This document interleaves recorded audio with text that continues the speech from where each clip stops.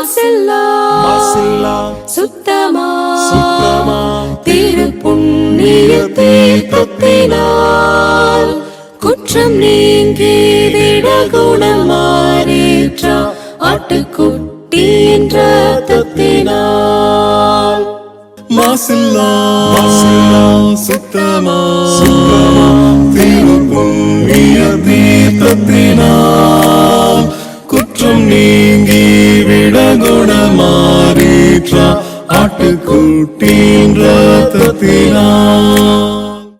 I want to be a worker for the Lord. I want to love and trust His holy word. I want to sing and pray and be busy every day in the vineyard of the Lord. I will walk and pray. I will walk and pray in the vineyard of the Lord. I will walk, I will pray, I will labor every day in the vineyard of the Lord. I want to be a worker every day. I want to lead the hearing in the way that lead to heaven above, where all is peace and love in the kingdom of the Lord. I will walk and pray. I will walk and pray in the vineyard of the Lord. I will walk, I will pray, I will labor every day in the vineyard of the Lord. I want to be a worker strong and brave. I want to trust in Jesus' power to save all who will truly come shall find a happy home in the kingdom of the Lord. I will walk and pray. I will walk and pray in the vineyard of the Lord. I will walk, I will pray, I will labor every day in the vineyard of the Lord. Holy greetings in the wonderful name of Jesus Christ. இயேசு கிறிஸ்துவின் அற்புத நாமத்தினாலே உங்கள் யாவருக்கும் பரிசுத்த வாழ்த்துக்கள். During this pandemic time, our heart is very much saddened, not only our own suffering, but the suffering of the world and others. இந்த கொள்ளை நோயின் நிமித்தமாக நம்முடைய இருதயம் மிகுந்த துக்கத்தில் இருக்கிறது. நம் நிமித்தமாக இல்லாவிட்டாலும் மற்ற இந்த உலகத்தை பார்க்கும் பொழுதும் துக்கமாக இருக்கிறது. It is like a goat hanging in the cliff, about to leave its grip on the mountain and to fall the deep valley. But it is struggling to hold its breath, to hold the nails on the mountain. So also our heart has been in trouble, but God's word is here to heal you, to comfort you. ஒரு ஆடானது மலையின் உச்சியில் நின்று கொண்டு அது விழத்தக்கதாக சூழ்நிலை மத்தியிலே அது எப்படியாக அது முயற்சி எடுத்து எப்படியாவது மேலே வந்துவிட முடியும் என்று முயற்சி எடுக்குதோ, விழுந்தால் அது ஆழ பள்ளத்தாக்காக இருக்கும். அதன் மத்தியில் அது போராடுகின்ற ஒரு போராட்டத்தை போல நம்முடைய மனம் கலங்கி துக்கத்தில் இருக்கிறது. During this time, God wanted to comfort you and me through His word. இப்படிப்பட்ட சூழ்நிலை மத்தியிலே தேவன் தன்னுடைய வார்த்தையின் மூலமாக உங்களையும் என்னையும் ஆறுதல் படுத்த விரும்புகின்றார். So our meditation is today, God is our healer. In Hebrews, the word says Jehovah Rapha. எபிரேயத்திலே Jehovah Rafah என்கிறதான பதம் இருக்கிறது. அதாவது நம்முடைய தேவன் சுகமளிக்கிற தேவனாக இருக்கிறார். அதை தான் இந்த நாளில் தியானிக்க போகின்றோம். Healing has been promised to His own children through the covenant. உடன்படிக்கை வழியாக தேவன் தன்னுடைய ஜனத்திற்கு சுகத்தை வாக்குத்தத்தம் செய்திருக்கிறார். Also, it has been promised when you have a faith in God, God will heal you. அதுபோலவே தேவன் மீது விசுவாசம் உள்ளவர்களாக கேட்டால் அதை கொடுக்கின்ற தேவனாக இருக்கிறார், சுகம் அளிக்கின்ற தேவனாக இருக்கின்றார். And again, there is a promise when you pray to God, when you pray diligently for yourself and also for others, God will hear and He will heal you. உறுதியாய் ஜெபத்திலே தரித்திருந்து நமக்காகவும் மற்றவர்களுக்காக நாம் ஜெபிக்கும் பொழுது தேவன் அதை கேட்கக்கூடிய தேவனாக இருக்கின்றார். Let us see the first point. Through covenant, God has promised to His own children is healing and comfort. தேவன் தன்னுடைய உடன்படிக்கையின் படியாக தன்னுடைய ஜனத்திற்கு சுகத்தையும் ஆறுதலையும் கொடுக்கின்றார் என்கிறதான முதல் காரியத்தை இப்பொழுது தியானிப்போம். Please take Exodus chapter 15:26. யாத்ராகமம் 15ஆம் அதிகாரம் 26வது வசனத்தை நாம் பார்ப்போம். And said, if you diligently heed the voice of the Lord your God, and do what is right in His sight, give ear to His commandments, and keep all His statutes, I will put none of the disease on you which I have brought on the Egyptians, for I am the Lord who heals you. நீ உன் தேவனாகிய கர்த்தரின் சத்தத்தை கவனமாய் கேட்டு அவர் பார்வைக்கு செம்மையானவைகளை செய்து அவர் கட்டளைகளுக்கு செவி கொடுத்து அவருடைய நியமங்கள் யாவையும் கைக்கொண்டால் நான் எகிப்தியருக்கு வரப்பண்ணின வியாதிகள் ஒன்றையும் உனக்கு வரப்பண்ணேன், நானே உன் பரிகாரியாகிய கர்த்தர் என்றார். So God elected Israel and He made a covenant with them, and through the covenant, what God said, if they obey His words, then the healing is promised. தேவன் இஸ்ரவேல் ஜனத்தை தெரிந்து கொண்டார். தெரிந்து கொண்டு அவர்களுக்கு ஒரு வாக்கு கொடுக்கின்றார். நீங்கள் என்னுடைய கட்டளைகள் யாவையும் கைக்கொண்டால் உங்களுக்கு சுகமளிப்பேன். Exodus chapter 23:25. யாத்ராகமம் 23ஆம் அதிகாரம் 25வது வசனம். So you shall serve the Lord your God, and He will bless your bread and your water, and I will take sickness away from the midst of you. உங்கள் தேவனாகிய கர்த்தரையே சேவிக்க கடவீர்கள். அவர் உன் அப்பத்தையும் உன் தண்ணீரையும் ஆசீர்வதிப்பார், வியாதியை உன்னிலிருந்து விலக்குவேன். So God said, if you are sick, then I will take away the sickness. நீங்கள் சுகவீனமாக இருந்தால் உங்களுக்கு சுகவீனத்தை உங்களை விட்டு விலக்குவேன் என்று தேவன் சொல்லியிருக்கின்றார். Are you affected by this coronavirus? நீங்கள் இந்த corona வைரஸினால் பாதிக்கப்பட்டிருக்கிறீர்களா? Or someone in your family? அல்லது உங்களுடைய குடும்பத்தில் யாராவது பாதிக்கப்பட்டிருக்கிறார்களா? God can heal you. தேவன் உங்களை சுகப்படுத்த வல்லவர். God can remove the sickness from you. உங்களில் இருக்கிற அந்த வியாதியை விலக்கக்கூடிய தேவன். If you are a child of God, நீங்கள் தேவனுடைய பிள்ளையாக இருந்தால் you have a covenant with God. தேவனோடு கூட உங்களுக்கு ஒரு உடன்படிக்கை இருக்கிறது. Within that covenant, there are promises for blessing. One is the healing. உடன்படிக்கைக்குள்ளாக அநேக வாக்குத்தத்தங்கள் இருக்கிறது. அதில் ஒன்று சுகம்.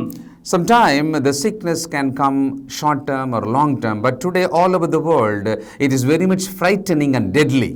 சில வேளைகளிலே வியாதி என்பது தற்காலிகமாக, சில வியாதிகள் நீண்ட காலம் நம்மோடு இருக்கக்கூடியதாக இருக்கலாம். ஆனால் இப்பொழுது இருக்கக்கூடிய சூழ்நிலையிலே இந்த வியாதி பயமுறுத்தக்கூடிய ஒன்றாக இருக்கிறது. After this Exodus, 40 years later, what God said to His own children, let us read the scripture. இந்த 40 ஆண்டுகளுக்கு பின்பதாக அவர்களுக்கு தேவன் என்ன வாக்குத்தத்தம் செய்தார் என்பதை நாம் பார்க்கலாம். Deuteronomy chapter 7, 14 and 15. உபாகமம் 7ஆம் அதிகாரம் 14 மற்றும் 15வது வசனம். You shall be blessed above all peoples. There shall not be a male or female barren among you or among your livestock. And the Lord will take away from you all sickness, and will afflict you with none of the terrible diseases of Egypt, which you have known, but will lay them on all those who hate you. சகல ஜனங்களை பார்க்கிலும் நீ ஆசீர்வதிக்கப்பட்டிருப்பாய். உங்களுக்குள்ளும் உங்கள் மிருக ஜீவன்களிலும் ஆணிலாகிலும் பெண்ணிலாகிலும் மலடி இருப்பதில்லை. கர்த்தர் சகல நோய்களையும் உன்னை விட்டு விலக்குவார். உனக்கு தெரிந்திருக்கிற எகிப்தியரின் கொடிய ரோகங்களில் ஒன்றும் உன்மேல் வரப்பண்ணாமல் உன்னை பகைக்கிற யாவர் மேலும் அவைகளை வரப்பண்ணுவார். Israel was under the rule of God. Israel தேவனுடைய ஆளுகைக்கு கீழாக இருந்தது. Israel was under the providence of God. இஸ்ரவேல் தேவனுடைய பராமரிப்பின் கீழ் இருந்தது. And Israel was the covenanted nation to him. Israel உடன்படிக்கையின் தேசமாக இருந்தது. So God gave many promises and blessings, provided they have to hear, understand and keep his commandments. ஆகினாலே தேவன் அவர்களுக்கு அநேக வாக்குத்தத்தங்களை கொடுத்திருக்கிறார். அவர்கள் தேவனுடைய கட்டளைகளுக்கு கீழ்ப்படிந்திருக்கும் பொழுது அது அவர்களுக்கு பலிக்கும். Book of Psalm chapter 103, 2 and 3. Bless the Lord, O my soul, and forget not all his benefits, who forgives all your iniquities and who heals all your disease. சங்கீதம் 103, 3 மற்றும் 4வது வசனம் தமிழில். அவர் உன் அக்கிரமங்களை எல்லாம் மன்னித்து உன் நோய்களை எல்லாம் குணமாக்கி உன் பிராணனை அழிவுக்கு விலக்கி மீட்டு உன்னை கிருபையினாலும் இரக்கங்களினாலும் முடிசூட்டி. So God, for his own children, is very much careful, like a mother, like a father. And he just healed the sickness, and when sickness comes, he removed the sickness. ஒரு தாய், ஒரு தகப்பன் தன்னுடைய பிள்ளைகள் மீது எவ்வளவு கவனமாக இருப்பாரோ அது போல நம்முடைய தேவன் கவனமாக இருந்து ஒருவேளை வியாதி வந்தால் அதை உடனடியாக சுகமளிக்கிற தேவனாக இருக்கின்றார். After the COVID attack, many of us, after many days and weeks, we feel so weak in our body. இந்த கொரோனா தாக்கியதற்கு பின்பதாக நாம் நம்முடைய சரீரத்திலே மிக பலவீனம் உள்ளவர்களாக அநேக நாட்கள் வாரங்கள் கூட கழிக்கலாம். Jehovah Rapha, God the healer, he removes the sickness, he heals our sickness, also he can give strength to our weakness. பரிகாரியாகிய நம்முடைய தேவன் நமக்கு நோய்களிலிருந்து வியாதிகளிலிருந்து சுகத்தை அளிக்கின்றார். அதுவோட கூட நமக்கு மறுபடியுமாக புது பலத்தை கொடுக்கக்கூடிய தேவனாக இருக்கின்றார். Psalm 105:37. சங்கீதம் 105:37. He also brought them out with silver and gold, and there was no feeble among his tribes. அப்பொழுது அவர்களை வெள்ளியோடும் பொன்னோடும் புறப்பட பண்ணினார். அவர்கள் கோத்திரங்களில் பலவீனப்பட்டவன் ஒருவனும் இருந்ததில்லை. So God can heal ourselves in a holistic way. ஆகினாலே தேவன் நம்மை முழுவதும் முற்றிலும் சுகம் அளிக்கக்கூடியவர். Our body, நம்முடைய சரீரம், our emotion, நம்முடைய உணர்வுகள், our spiritual life, நம்முடைய ஆவிக்குரிய வாழ்க்கை, and every day how we live, there will be a healing and health in our physical life and also spiritual life. நாம் அனுதினமும் வாழக்கூடிய இந்த வாழ்க்கையிலே சரீரத்திற்கான ஆரோக்கியத்தையும் ஆவிக்குரிய ஆரோக்கியத்தையும் கொடுக்கக்கூடிய தேவனாக இருக்கின்றார். Our health is related to our obedience to the word of God. நம்முடைய சுகம் என்பது தேவனுடைய வார்த்தைக்கு நாம் கீழ்ப்படிவதோடு சம்பந்தப்பட்டிருக்கிறது. In the New Testament, the Christians are the covenanted people. புதிய ஏற்பாடிலே கிறிஸ்தவர்கள் உடன்படிக்கையின் ஜனங்களாக இருக்கிறார்கள். And all over the world, whoever obeys to the gospel, everyone under the new covenant. உலகம் முழுவதிலும் யாரெல்லாம் சுவிசேஷத்திற்கு கீழ்ப்படுகிறார்களோ அவர்கள் எல்லாம் இந்த புதிய உடன்படிக்கையின் கீழாக இருக்கிறார்கள். Under the new covenant, Jesus Christ is our healer. இந்த புதிய ஏற்பாட்டிலே இந்த புதிய உடன்படிக்கையின் படியாக இயேசு கிறிஸ்துவே நம்முடைய பரிகாரியாக இருக்கின்றார். Let us read one scripture. ஒரு வசனத்தை வாசிப்போம். 1 Peter 2:24. 1 பேதுரு 2ஆம் அதிகாரம் 24வது வசனம். Who himself bore our sins in his own body on the tree, that we having died to sins might live for righteousness, by whose stripes you were healed. நாம் பாவங்களுக்கு செத்து நீதிக்கு பிழைத்திருக்கும்படிக்கு அவர் தாமே தமது சரீரத்திலே நம்முடைய பாவங்களை சிலுவையின் மேல் சுமந்தார், அவருடைய தழும்புகளால் குணமானீர்கள். There is no explanation, there is no need of another word for this scripture. இந்த வசனத்திற்கு வேறொரு விளக்கமோ விரிவுரையோ அவசியமே இல்லை. By his stripes we are healed. அவருடைய தழும்புகளால் நாம் குணமாயிருக்கின்றோம். Those who are in Christ, those who are washed by the blood of Jesus Christ, we have been healed by the stripes of Jesus Christ. கிறிஸ்துவுக்குள்ளாக இருப்பவர்கள், கிறிஸ்துவின் ஜனங்களாக இருப்பவர்கள் அவருடைய தழும்புகளால் குணமாக்கப்படுகிறார்கள். Second thing, faith. God honor our faith and heal our body and soul and spirit. இரண்டாவது, தேவன் நம்முடைய விசுவாசத்தை பார்த்து நமக்கு சுகத்தை கொடுக்கக்கூடியவர். Matthew chapter 9:29. மத்தேயு 9ஆம் அதிகாரம் 29வது வசனம். Then he touched their eyes, saying, according to your faith, let it be to you. அப்பொழுது அவர்களுடைய கண்களை அவர் தொட்டு, உங்கள் விசுவாசத்தின்படி உங்களுக்கு ஆக கடவது என்றார். According to your faith. உங்கள் விசுவாசத்தின்படி. Please write this truth in your heart. இந்த சத்தியத்தை உங்களுடைய இருதயத்திலே எழுதி வைத்துக் கொள்ளுங்கள். Are you in the trauma of this corona? இந்த கொரோனாவினால் பாதிக்கப்பட்டு நீங்கள் இருக்கிறீர்களா? Are you at home or an ICU? நீங்கள் வீட்டிலோ அல்லது மருத்துவமனையில் ஐசியூவில் இருக்கிறீர்களா? Are you in a position searching for an oxygen? உங்களுக்காக ஆக்ஸிஜனுக்காக தேடிக்கொண்டு இருக்கிறீர்களா? Before everything, you just check your faith. இவை எல்லாவற்றுக்கும் மேலாக முதலாவது உங்களுடைய விசுவாசத்தை சோதித்து பாருங்கள். Because Jesus said, according to your faith, you will get it or you will be healed. நாம் இயேசு கிறிஸ்து சொல்லியிருக்கின்றார், உங்களுடைய விசுவாசத்தின்படி உங்களுக்கு கிடைக்கும், நீங்கள் பெற்றுக்கொள்வீர்கள் என்று.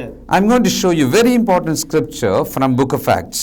அப்போஸ்தலர் புத்தகத்திலிருந்து மிக முக்கியமான ஒரு வசனத்தை உங்களுக்கு காண்பிக்க விரும்புகின்றேன். Acts chapter 3:16. அப்போஸ்தலர் 3ஆம் அதிகாரம் 16ஆம் வசனம். And his name, through faith in his name, has made this man strong, whom you see and know. Yes, the faith which comes through him has given him this perfect soundness or healing in the presence of you all. அவருடைய நாமத்தை பற்றும் விசுவாசத்தினாலே, அவருடைய நாமமே நீங்கள் பார்த்து அறிந்திருக்கிற இவனை பலப்படுத்தினது. அவரால் உண்டாகிய விசுவாசமே உங்கள் எல்லாருக்கும் முன்பாக இந்த சர்வாங்க சுகத்தை இவனுக்கு கொடுத்தது. What a wonderful scripture. பாருங்கள், ஒரு அற்புதமான வேத வாக்கியம். A great truth has been hidden in the scripture. இந்த வசனத்துக்குள்ளாக மிகப்பெரிதான சத்தியம் ஒளிந்திருக்கிறது. This scripture and its truth has to speak to you now. இந்த வசனமும் இதன் சத்தியமும் உங்களோடு இப்பொழுது பேச வேண்டும். Your faith உங்கள் விசுவாசம் and Jesus Christ, இயேசு கிறிஸ்து, his power, அவருடைய வல்லமை, his compassion, அவருடைய இரக்கம், when it connects together, இவைகள் எல்லாம் ஒன்றாக இணையும் பொழுது there comes the healing. அப்பொழுது அங்கே சுகம் சம்பவிக்கிறது. That man got the healing in that way only. இந்த விதத்தில் தான் அந்த மனிதன் சுகமடைந்தான். During this time we lose our faith. இப்படிப்பட்ட சூழலில் மத்தியிலே நாம் இயற்கையாக நம்முடைய விசுவாசத்தை இழந்து போகின்றோம். When we are in trouble and certain time we hold our faith and then we lose it. நாம் இப்படிப்பட்ட சூழலில் மத்தியிலாக பிரச்சனைகளுக்குள்ளாக கடந்து செல்லும் பொழுது கொஞ்ச காலம் விசுவாசத்தை வைத்திருப்போம், பின்பு அதை இழந்து போய்விடுவோம். This time is very terrible. இந்த சூழ்நிலை மிக கொடூரமானது. In all the history of the world, this is the worst time we can say. நம்முடைய உலக வரலாற்றிலேயே மிக கொடூரமான காலம் இது என்று கூட நாம் சொல்லலாம். All over the world, everyone speaks about death every day. உலகம் முழுவதும் யாவரும் அனுதினமும் மரணத்தை பற்றியே பேசிக் கொண்டிருக்கிறார்கள். All over the world, everyone are frightened by this invisible coronavirus. இந்த உலகம் முழுவதிலும் ஒவ்வொரு நபரும் காண முடியாத இந்த வைரஸ் தொற்று கிருமியினாலே அதை குறித்து பயந்து கொண்டிருக்கிறார்கள். But in our heart, if we have a faith in the invisible God, our Father in heaven, when we connect ourselves by faith to God, there comes the healing power and wonderful miracle in our life. ஆனால் நாமோ இந்த காண முடியாத கிருமிக்கு எதிராக நம்முடைய காண முடியாத தேவன் மீது நம்முடைய விசுவாசத்தை வைத்து நாம் அவரோடு இணையும் பொழுது மிக பெரிதான சுகத்தை நம்மால் அனுபவிக்க முடியும். Third one is very simple, our prayer. மூன்றாவது மிக எளிதான ஒரு காரியம், நம்முடைய ஜெபம். Sometime we wanted to do very hard things, we'll just ignore the simple things in our life.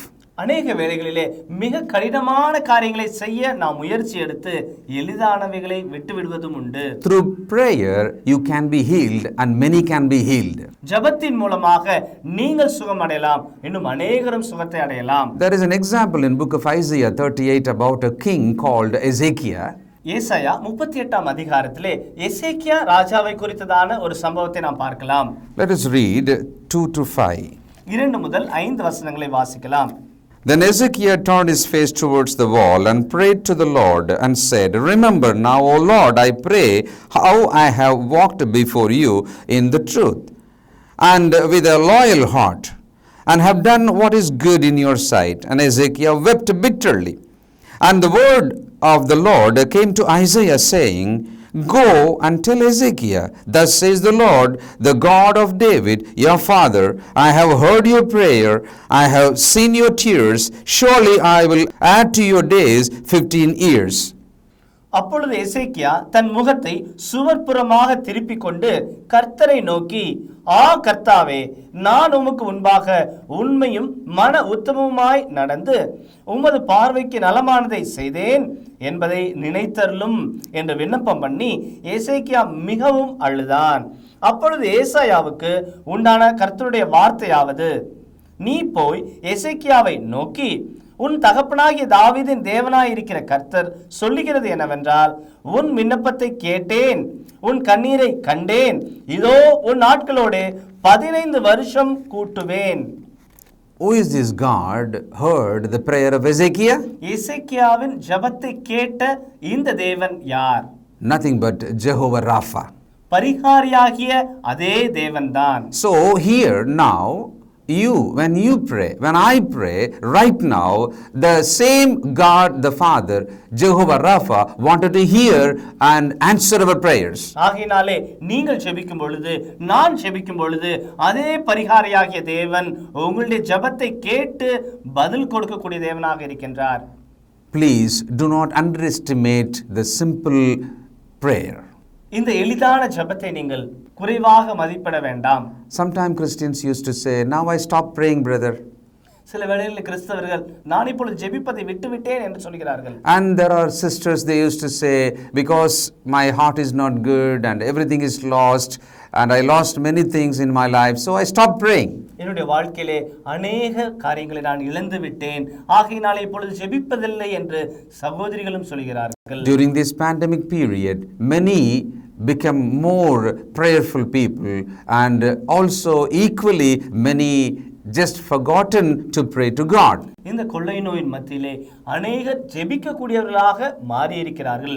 அது போலவே அநேகர் ஜெபத்தை தவிர்க்கக்கூடியவர்களாகவும் மாறி இருக்கிறார்கள். What about you? நீங்கள் யாராக இருக்கிறீர்கள்? Prayer brings change in our life. ஜெபம் உங்களுடைய வாழ்க்கையிலே பெரிதான மாற்றத்தை கொண்டு வருகிறது. Prayer brings victory in our life. ஜெபம் உங்களுடைய வாழ்க்கையிலே ஜெயத்தை கொண்டு வருகிறது. Prayer brings healing in our sickness. ஜெபம் இந்த நோயின் மத்தியிலிருந்து சுகத்தை உங்களுக்கு கொண்டு வருகிறது. We have to pray for ourselves and also for one another. நாம் நமக்காகவும் மற்றவர்களுக்காகவும் ஜெபிக்க வேண்டும். Book of James chapter 5, 14 and 15. யாக்கோபு 5ஆம் அதிகாரம் 14 மற்றும் 15. Is anyone among you sick? Let him call for the elders of the church and let them pray over him, anointing him with oil in the name of the Lord. And the prayer of faith will save the sick, and the Lord will raise him up, and if he has committed sins, he will be forgiven. உங்களில் ஒருவன் வியாதிப்பட்டால் அவன் சபையின் மூப்பர்களை வரவழைப்பானாக. அவர்கள் கர்த்தருடைய நாமத்தினாலே அவனுக்கு எண்ணெய் பூசி அவனுக்காக ஜெபம் பண்ண கடவர்கள். அப்பொழுது விசுவாசமுள்ள ஜெபம் பிணியாளியை ரட்சிக்கும். கர்த்தர் அவனை எழுப்புவார். அவன் பாவம் செய்தவனானால் அது அவனுக்கு மன்னிக்கப்படும். When we are sick, immediately beside us there are a group of people called church. நாம் சுகவீனம் அடைந்தால் நம்மோடு கூட உடன் இருக்கக்கூடியதான சபை என்கிற ஒன்று இருக்கிறது. The church, when it gathers and prays, God do wonders in our life. சபை எப்பொழுது ஒன்றாக கூடி ஜெபிக்கின்றதோ அப்பொழுதெல்லாம் தேவன் அற்புதங்களை செய்கின்றார். So the Bible very clearly says, when you are sick, pray to God. ஆகையினாலே வேதாகமம் மிக தெளிவாக சொல்கிறது, எப்பொழுது சுகவீனமாக இருக்கிறீர்களோ அப்பொழுது ஜெபம் பண்ணுங்கள். During this pandemic period, All over the world, there are brothers and sisters are suffering. So every Christian has to pray for one another. இந்த கொள்ளை நோயின் மத்தியிலே உலகம் முழுவதும் சகோதரர்களும் சகோதரிகளும் பாதிக்கப்பட்டு கொண்டிருக்கிறார்கள். ஆகையினாலே நாம் ஒவ்வொருவரும் அவர்களுக்காகவும் ஜெபிக்க வேண்டியது. You see the promise in verse 15. 15வது வசனத்தில் இருக்கிறதான அந்த வாக்குத்தத்தத்தை பாருங்கள். Prayer of faith will save the sick. விசுவாசமுள்ள ஜெபம் பிணியாளியை ரட்சிக்கும். And the Lord will raise him up. தேவன் அவரை உயர்த்துவார். Please pray for your beloved one. ஆகையினாலே உங்கள் நெருங்கினவர்களுக்காக, உங்களுடைய இதயத்திற்கு ஏற்றவர்களுக்காக ஜெபியுங்கள். Please pray for your neighbors. உங்களுடைய அயலகத்தாருக்காக ஜெபியுங்கள். Please pray for all the people, those who are under suffering of this kind of a corona. இந்த கொரோனா நோயினாலே பாதிக்கப்பட்ட ஒவ்வொருவருக்காகவும் நீங்கள் ஜெபியுங்கள். Please pray for one another. ஒருவருக்காக ஒருவர் ஜெபியுங்கள். Book of John chapter 14, 13 and 14.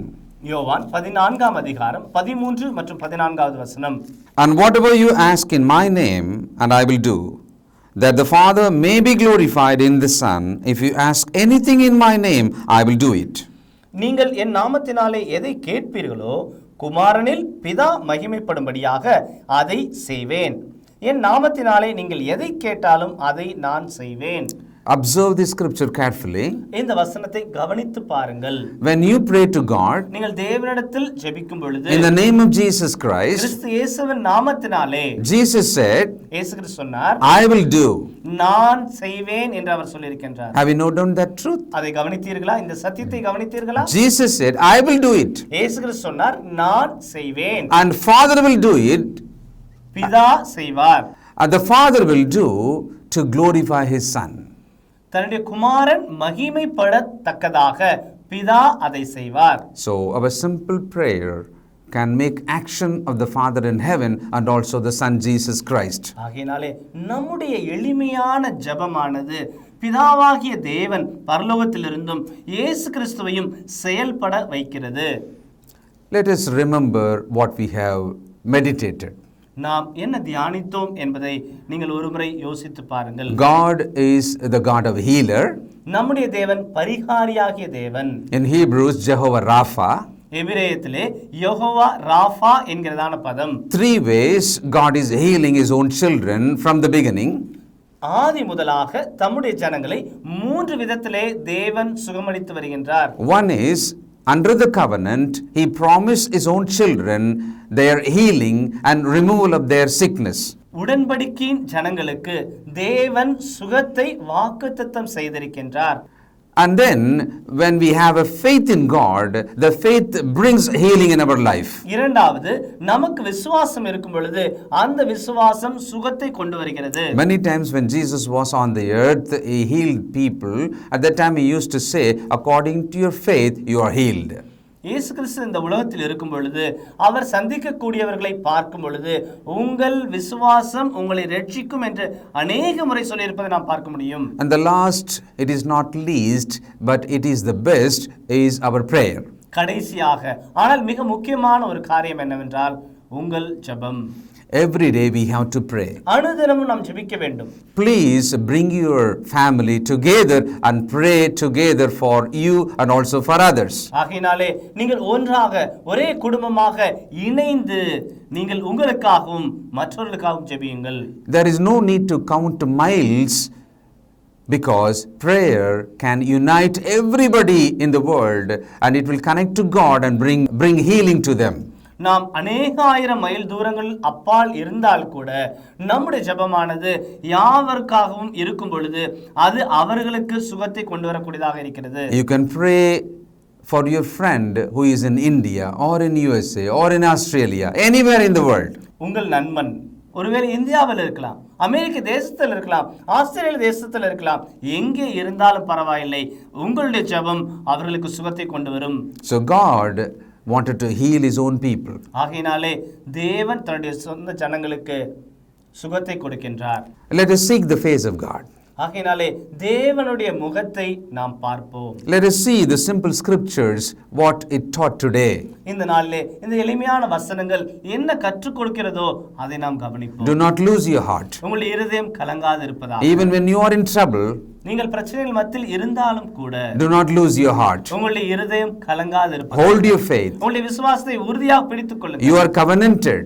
நீங்கள் உடன்படிக்கையின் ஜனங்கள். You have a promise. உங்களுக்கு என்று வாக்குத்தத்தம் இருக்கிறது. You have a God who is Jehovah Rapha. உங்களுடைய தேவன் பரிகாரியாகிய தேவனாக இருக்கின்றார். And he wanted to hear and he wanted to heal you right now. அவர் இப்பொழுதே இன்றே உங்களுக்கு சுகத்தை கொடுக்க விரும்புகின்றார். Pray to God. தேவனிடத்தில் ஜெபியுங்கள். God bless you. தேவன் உங்களை ஆசீர்வதிப்பாராக. Holy and righteous Father in heaven, பரிசுத்த பரமபிதாவே, we come before you with a humble heart. உங்களுக்கு முன்பதாக நாங்கள் எளிமையுள்ள மனதோடு தாழ்மையுள்ள மனதோடு வந்து நிற்கின்றோம். We never imagine these kind of a days in our life. இப்படிப்பட்டதான நாட்களை நாங்கள் கனவில் கூட கண்டதில்லை. Father, you are our God truly in our life. நீரே எங்களுடைய மெய்யான தேவனாக இருக்கின்றீர். As we heard from this sermon, we believe you are our Jehovah Rapha. இந்த வசனத்தில் நாங்கள் கேள்விப்பட்ட பிரகாரமாக பரிகாரியாகிய கர்த்தர் நீரே. Father, we believe in you. நாங்கள் உம்மீது விசுவாசம் உள்ளவர்களாக இருக்கின்றோம். And we know that we are covenanted people to you. நாங்கள் வாக்குத்தத்தத்தின் ஜனங்களாக இருக்கின்றோம் என்பதை நாங்கள் நினைவு கூறுகின்றோம். And we know we have many promises which are yes and amen in Jesus Christ. கிறிஸ்துவுக்குள்ளாக எல்லா வாக்குத்தத்தங்களும் ஆம் என்றும் ஆமென் என்றும் இருக்கிறதை நாங்கள் உணர்கின்றோம். And many times we fail to pray, but today we wanted to commit ourselves to pray every day and for everybody. அநேக வேளைகளிலே நாங்கள் ஜெபிக்க தவறுகின்றோம். ஆனால் இப்பொழுதோ அனுதினமும் ஜெபிப்போம் என்ற தீர்மானத்தோடு நாங்கள் கடந்து செல்ல விரும்புகின்றோம். Please forgive us shortcomings. எங்களுடைய குறைகளை மன்னித்தருளும். We pray this thing in Christ's holy name. இயேசு கிறிஸ்துவின் பரிசுத்த நாமத்தில் ஜெபிக்கின்றோம் பிதாவே. Amen. ஆமென்.